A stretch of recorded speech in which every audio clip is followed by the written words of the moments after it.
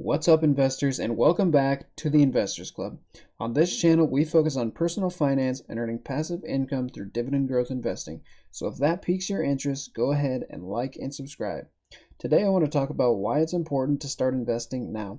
And no, I'm not talking about right now just because the markets are down. I'm talking about starting investing as young as possible.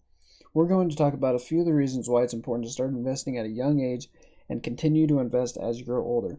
So stick with me in this video and I'll give you a few reasons. Now, this article is called 6 Reasons to Start Investing Now, and it's by Robin Conti, so shout out to her. It was made in June 6, 2019, and it's a nice article. Check it out. I like this first one. It says, it gives you an opportunity to take control of your future. And that kind of ties into one thing that I wrote down. I said the first reason being that it helps you build those healthy money habits at a young age. These habits can help you with your financial well-being as you go throughout life. Some of these habits including saving money, budgeting money, and learning good spending habits. If you can learn habits like this at a young age, you can set yourself up to be financially independent earlier, leading to a healthier and wealthier life. These 3 habits can keep you from living that paycheck-to-paycheck lifestyle that usually leads to a late retirement with very little savings. If you can learn good spending habits, how to save and how to budget early in life, you can set yourself up to be set up in the future. And that's kind of what goes in with Robin Conti's take right here of it gives you an opportunity to take control of your future. She talks about how it's nice to tell your money where to go and how you're choosing what to do with that money rather than having expenses that are choosing for you where that money is going. The next reason why I took, or what I wrote down in my notes, is the second reason is that you can take some risks.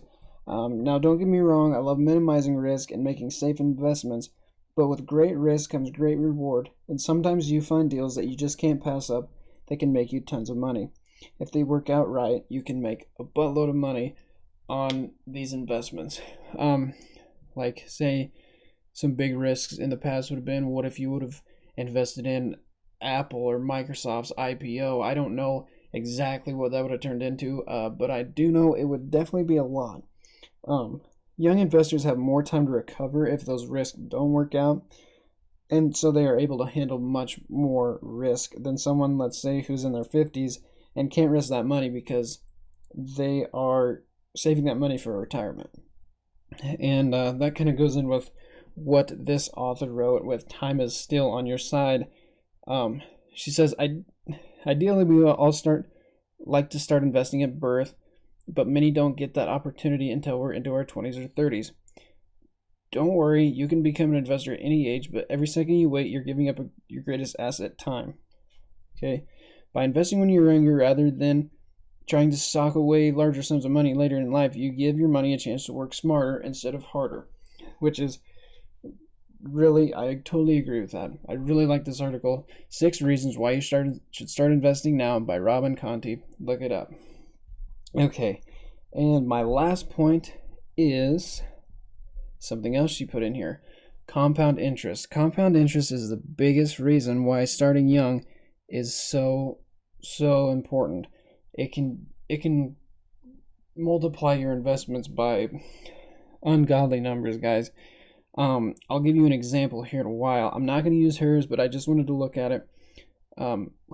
She says not only is time your best friend when you're investing, but you'll also reap the benefits of something called compound interest, a phenomenon genius Albert Einstein coined the 8th wonder of the world. And I guess that Einstein guy was pretty smart, they say. To paraphrase Ben Franklin, your money makes money, and then you make more money on the money your money makes. So it's just nice. Your money is making you money, and then the money that makes that money turns around, makes more money, but the money that it already made makes more. Try saying that 10 times fast. It wouldn't work. Okay, so I want to give an example that's not hers. I'm reading this off my own notes.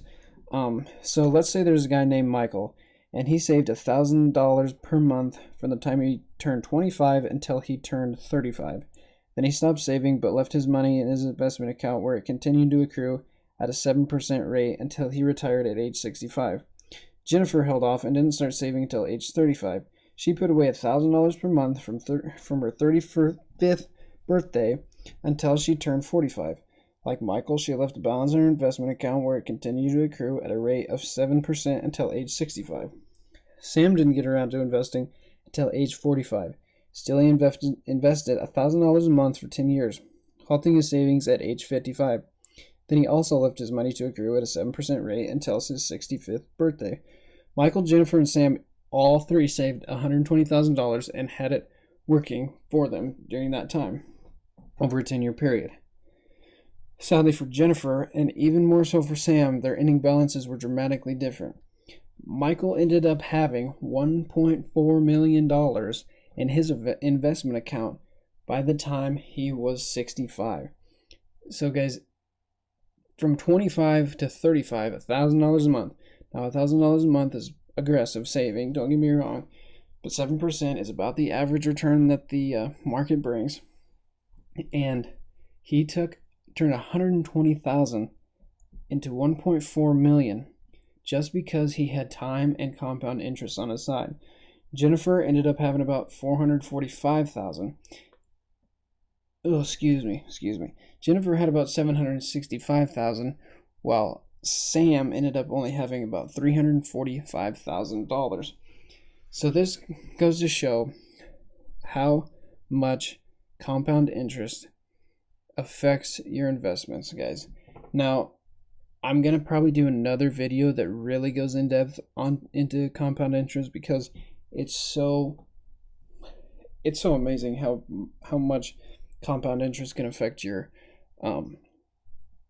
investments, and it just makes it that much more important that you start investing at as young as you can. If for some reason you're 20 years old and you hear this right now and you're thinking, wow, I'd love to invest, but I have nothing to spare.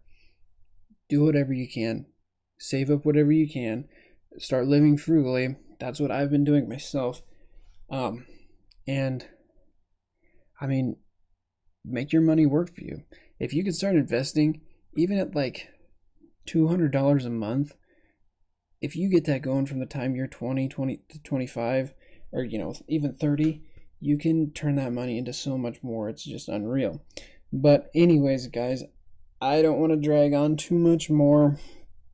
I want to thank you guys for listening. I want to thank anyone who has subscribed. If you're listening to this, I really appreciate all you subscribers. And go ahead and like this video. It really helps the old YouTube algorithm out and helps my channel, maybe get some more views on it. I'd really appreciate it. But anyways, guys, thanks for watching, and we'll catch you in the next video. Peace.